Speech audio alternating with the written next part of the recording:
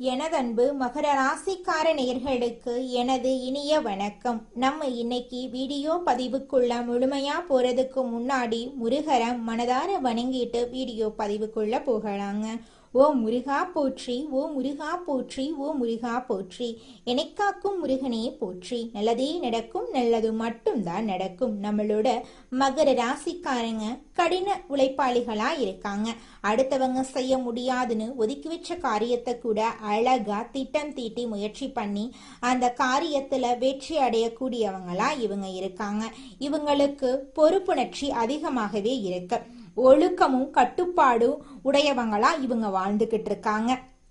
இவங்க ஒரு இலக்கை அடைய உறுதி பண்ணிட்டா அந்த இலக்கை அடையும் வரை இரவு பகல் உறங்காம உழைச்சுக்கிட்டே இருப்பாங்க. இவங்க வாழ்க்கையில எவ்வளவு பிரச்சனை வந்தாலும் அதை பத்தி துளி கூட கவலைப்பட மாட்டாங்க. ஆனா நெருங்கிய உறவின் வாழ்க்கையில ஏதாவது ஒரு பிரச்சனை வருதுன்னு வச்சுக்கோங்க, ஓடி போய் உதவி செய்யக்கூடியவங்களா இவங்க இருப்பாங்க.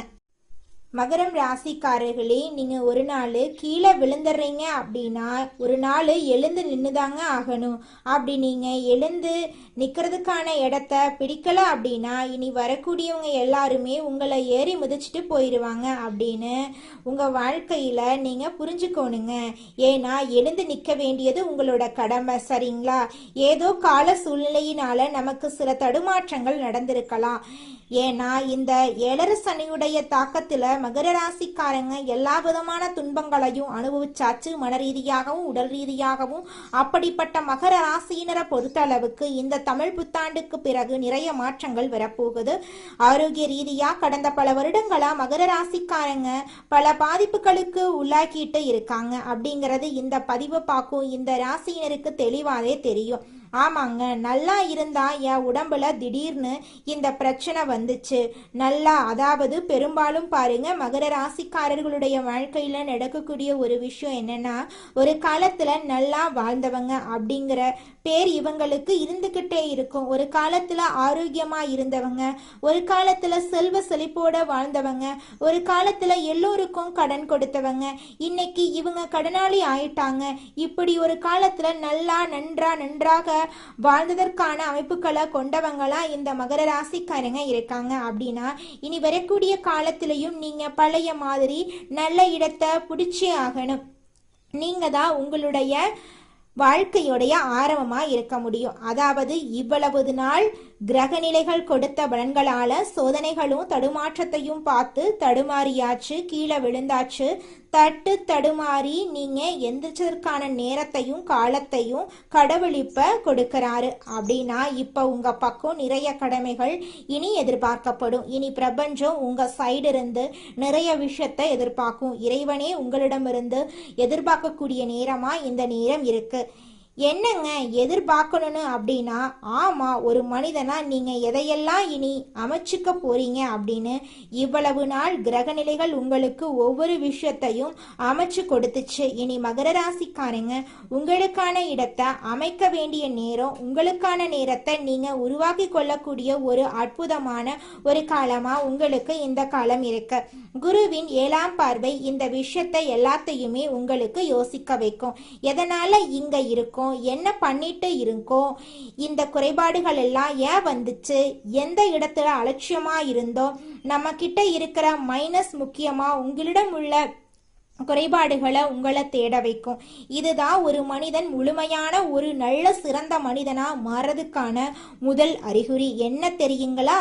தான் பக்கம் என்ன குறை இருக்குங்கிறத முதல்ல தேட ஆரம்பிப்பான். அதாவது தொடர்ந்து தடுமாற்றத்தையும் தொடர்ந்து தோல்விகளையும் தொடர்ந்து ஒரு முன்னேற்றம் இல்லாத சூழ்நிலையும் வாழறவங்களுடைய பழக்க வழக்கம் என்னன்னா, காரணத்துக்கு வெளியாட்களை தேடிட்டு இருப்பாங்க. இவங்களால இப்படி ஆயிடுச்சு, இவங்களால என்னால வர முடியல, இந்த விஷயம் இப்படி பண்ணிட்டாங்க, அதனால என்னால முன்னேற முடியலன்னு சொல்லி மற்றவர்களை காரணம் காட்டிட்டு இருப்பாங்க. என்று ஒரு மனிதன் தன்னிடம் உள்ள குறைகளை தேட ஆரம்பிக்கிறானோ, தன்னிடம் உள்ள தவறுகளை சரி செய்து கொள்ள ஆரம்பிக்கிறானோ, அன்னைக்கு அந்த மனிதன் இனி முன்னேற்ற பாதையை நோக்கி பயணிக்க ஆரம்பிச்சிட்டான் அப்படிங்கிற நேரத்துக்கான அறிகுறியா இருக்குங்க. நம்மளுடைய மகர ராசிக்காரங்களை பொறுத்தளவுக்கு இந்த நேரத்துல இந்த அறிகுறிகள் உங்களுக்கு தென்படுது அப்படின்னாவே ஆமாங்க, இப்ப நான் என்ன அட்வைஸ் பண்ணிட்டு இருக்கேன் கொஞ்ச நாளா, நான் முதல்ல இங்க வெளியில இருக்கவங்க கிட்ட எல்லாம் ஏன் இந்த நேரத்துல நான் சொல்றேன்னா, ஐயா மகர ராசிக்கார நண்பர்களே, நான் உண்மையிலுமே சொல்றேன், கடந்த பல வருடங்களா நீங்க மனிதர்கள் ரீதியா, உறவுகள் ரீதியா, நண்பர்கள் ரீதியா ஒரு உண்மையை தெரிஞ்சிருப்பீங்க. ஒரு உண்மையை உங்களுக்கு இந்த காலத்தை கடந்த காலம் உங்களுக்கு ஒரு உண்மையை உணர்த்திருச்சு. என்ன தெரியுங்களா? யாரையும் மாற்ற முடியாது, திருத்த முடியாது. இதை மகர ராசிக்காரங்க உணர்ந்திருப்பீங்க. ஆனா காலம் உங்களுக்கு சரியான ஒரு உண்மையை புரிய வச்சிருச்சுன்னு அர்த்தம். ஆமா, இந்த இடத்துல பல வருடங்களா மகர ராசிக்காரங்க பலரையும் நம்பி எங்கெங்க நீங்க ஏமாந்தீங்க, எங்கெங்க உங்களை நம்ப வச்சு ஏமாத்துனாங்க, மன ரீதியா கஷ்டத்தை கொடுத்தாங்க, மன அழுத்தத்தை கொடுத்தாங்க அப்படிங்கிறது எல்லாமே மகர ராசிக்காரர்களுக்கு அவர்களுடைய தனிப்பட்ட வாழ்க்கைக்குள்ள போய் பார்க்கும்போது அவரவர் வாழ்க்கையில் இருக்கக்கூடிய பிரச்சனைகள் அவரவர்களுக்கு தெரியும். அதுல துளி கூட மாற்றமே கிடையாது. உங்களுடைய வாழ்க்கையில் இருக்கக்கூடிய அனைத்து பிரச்சனைகளுக்கும் தீர்வு கிடைக்க போகுது. காலம் எல்லாத்துக்குமே பதில் சொல்லுங்க.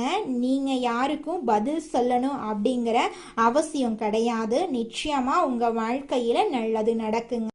மகரம் ராசிக்காரர்களே, காலம் யாருக்கும் ஃபேவரபிளா போகாது.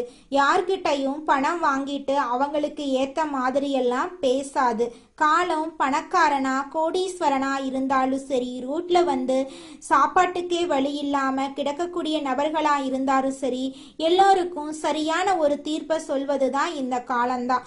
அப்ப மகர ராசிக்காரர்களுக்கு கடந்த கால நிகழ்வுகள் உங்களுக்கு ஒரு உண்மையை நிலை நிறுத்திருச்சு. என்னன்னா, எல்லா மனிதர்களும் எப்படிங்கிறத காட்டி இருக்கும். இப்போ அதற்கான அந்த காட்டின அந்த அனுபவங்கள் இப்போ மகர ராசிக்காரர்களுக்கு இந்த சிந்தனையை உருவாக்கி இருக்கு. என்னன்னா, சரி இனி யாரையும் எதுவும் பேசி ஒன்னும் நம்ம அவங்க கிட்ட எதிர்பார்த்து ஒன்னும் நடக்க போறதில்ல. இனி நம்மிடம் இருந்து மாற்றத்தை என்ன கொண்டு வரணும். ஏன்னா உங்களை நம்பி இருக்கக்கூடிய ஒரே ஒரு விஷயம் உங்களுடைய எண்ணங்களும் சிந்தனைகளும் பழக்க வழக்கங்களும் மட்டும்தான். இது மட்டும்தான் சாத்தியமாகும். இந்த ஒரு விஷயம்தான் உலகத்துல, இந்த வாழ்க்கையில உங்களுக்கு சாத்தியம். என்னன்னா, உங்ககிட்ட மட்டும்தான் நீங்க மாற்றத்தை கொண்டு வரதுக்கான முயற்சிகளை எடுக்க முடியும், அதை சக்சஸ் பண்ண முடியும்.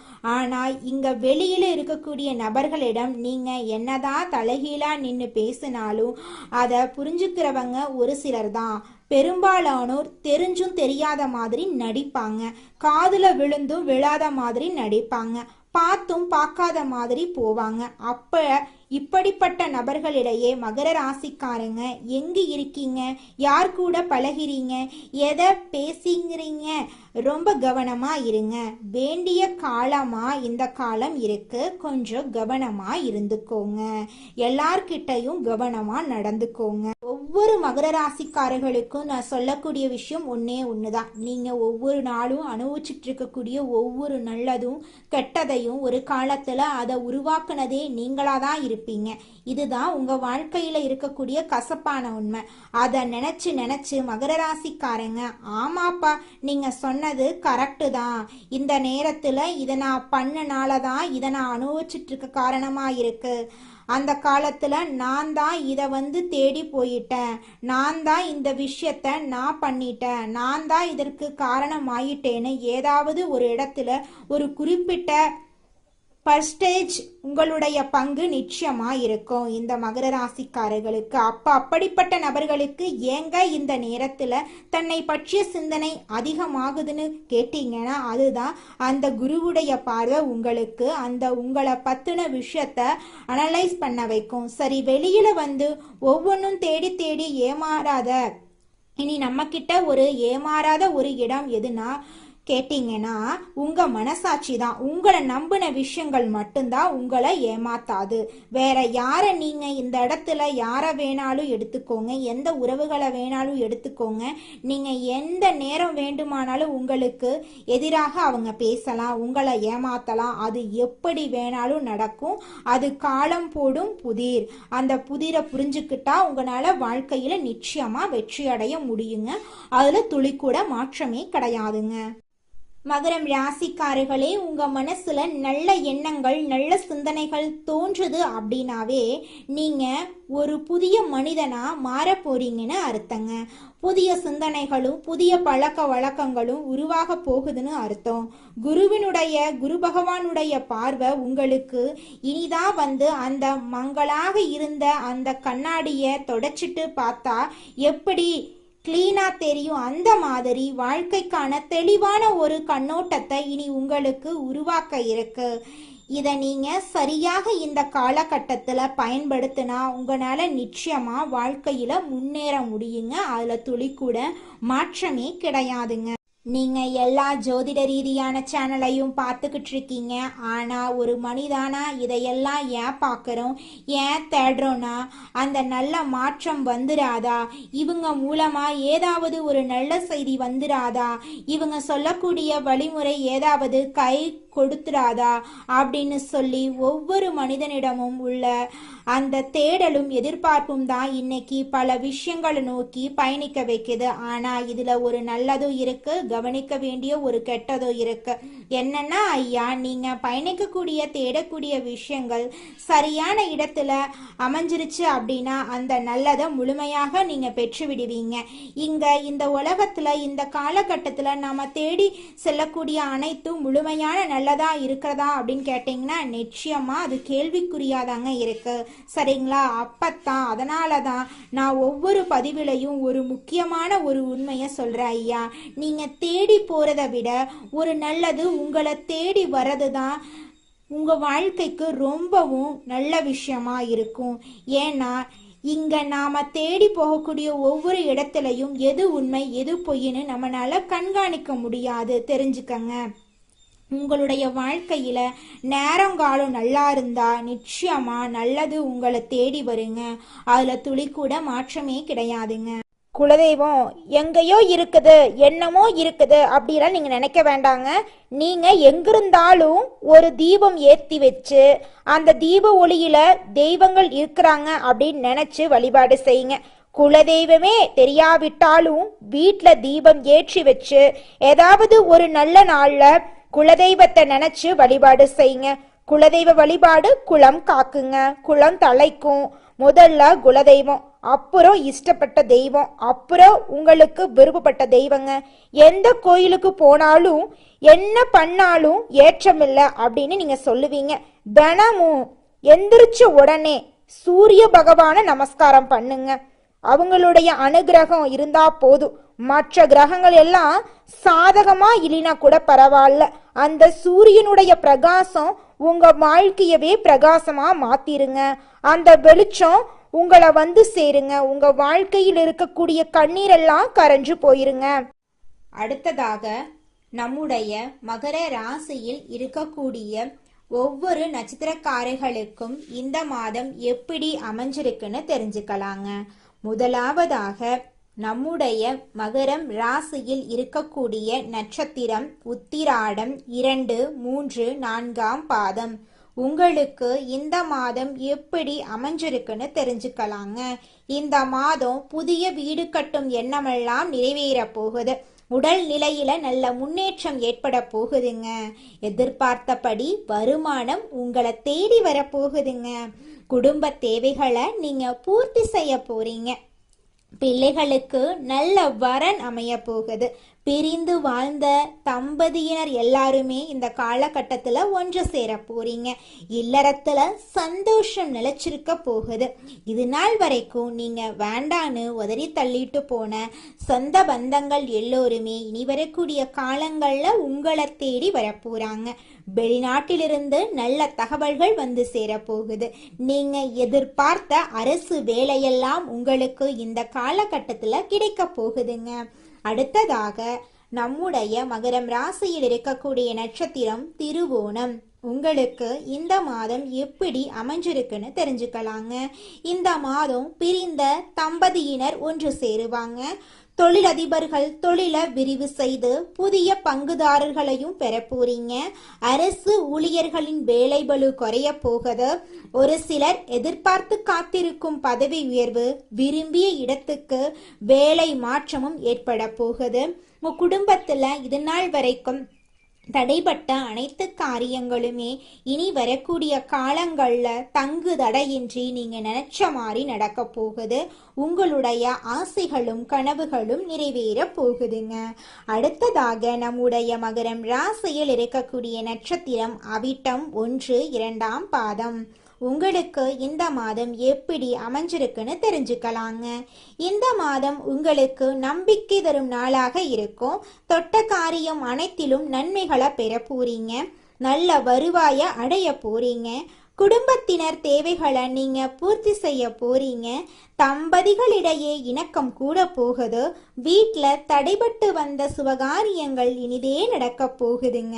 பிள்ளைகளுக்கு திருமண வரன்கள் கைகூடி வரப்போகுது. உங்களுடைய ஆசைகளும் கனவுகளும் நிறைவேற போகுது. உங்களுடைய கையில பணப்புழக்கம் அதிக அளவில் இருக்க போகுது. உங்களுடைய உடல்நிலை நல்லா இருக்க போகுது. உங்களுடைய மனக்கவலைகள் காணல் நீரா கரைஞ்சு போக போகுது. இது நாள் வரைக்கும் உங்க குடும்பத்தில் இருந்த அனைத்து பிரச்சனைகளுக்கும் படிப்படியாக தீர்வு கிடைக்க போகுது. உங்களுடைய குடும்பத்துல சந்தோஷம் நிலைச்சிருக்க போகுதுங்க. நம்ம ராசி மண்டலத்துல 10ஆவதா இருக்கக்கூடிய ராசி தாங்க மகரம் ராசி. மகரம் ராசியின் அதிபதி சனி பகவானுங்க. உத்திராடம் 2, 3, 4ஆம் பாதம், திருவோணம், அவிட்டம் 1, 2ஆம் பாதங்கள்ல பிறந்தவங்க மகரம் ராசியில பிறந்தவங்களா கருதப்படுறாங்க. நம்மளுடைய மகரம் ராசிக்காரங்களுக்கு நட்பு ராசியா இருக்கக்கூடியவங்க யாராருன்னு பாத்தீங்கன்னா ரிஷபம், கன்னி, மகரம், மீனம், விருச்சிகம் இவங்க எல்லாரும் மகரம் ராசிக்கு நட்பு ராசியா இருக்காங்க. மகரம் ராசியில பிறந்தவங்க மிகவும் இரக்க குணம் கொண்டவங்களா இருக்காங்க. இவங்களுடைய அழகான பேச்சால எதிரிகள் எல்லாத்தையும் நண்பனாக்கக்கூடிய அளவுக்கு திறமை இருக்குதுங்க. இவங்களை பொறுத்த வரைக்கும் தன்னுடைய வாழ்க்கையில 1000 பிரச்சனை இருந்தாலும் அதை பத்தி துளி கூட கவலைப்பட மாட்டாங்க. ஆனா நெருங்கிய உறவுக்கு ஒரு கஷ்டம் வருதுன்னு வச்சுக்க ஓடி போய் உதவி செய்யக்கூடியவங்களா இவங்க இருப்பாங்க. தன்னுடைய குடும்பத்துக்காக ஒட்டுமொத்த வாழ்க்கையுமே அர்ப்பணம் செய்யக்கூடியவங்களா இருக்காங்க நம்மளுடைய மகரம் ராசிக்காரங்க. உங்கள் வாழ்க்கையில் மேலும் நல்லதெல்லாம் நடக்க நீங்கள் செய்யக்கூடிய பரிகாரம் என பார்த்தீங்கன்னா உங்கள் வீட்டுக்கு பக்கத்தில் இருக்கக்கூடிய வயதான முதியவர்களுக்கு உங்களால் முடிந்த உதவிகளை செஞ்சுக்கிட்டு வாங்க. இந்த உதவியை செய்யறதன் மூலமாக நீங்கள் செஞ்ச பாவங்கள் நிச்சயமாக குறையுங்க. உதவி செய்யணும் அப்படிங்கிறதுக்காக நீங்கள் ஆயிரக்கணக்கில் லட்சக்கணக்கில் பணம் செலவு பண்ணணும் அப்படிங்கிற அவசியம் கிடையாதுங்க. உங்களால் முடிஞ்ச அளவுக்கு ஒரு வேளை முதியவர்களுக்கு உணவு வாங்கி கொடுத்தா கூட போதுங்க. இந்த உதவியை செய்யறதன் மூலமாக உங்கள் வாழ்க்கையில் நல்லது தாங்க நடக்கும். நல்லது மட்டும்தாங்க நடக்கும். நன்றி, வணக்கம்.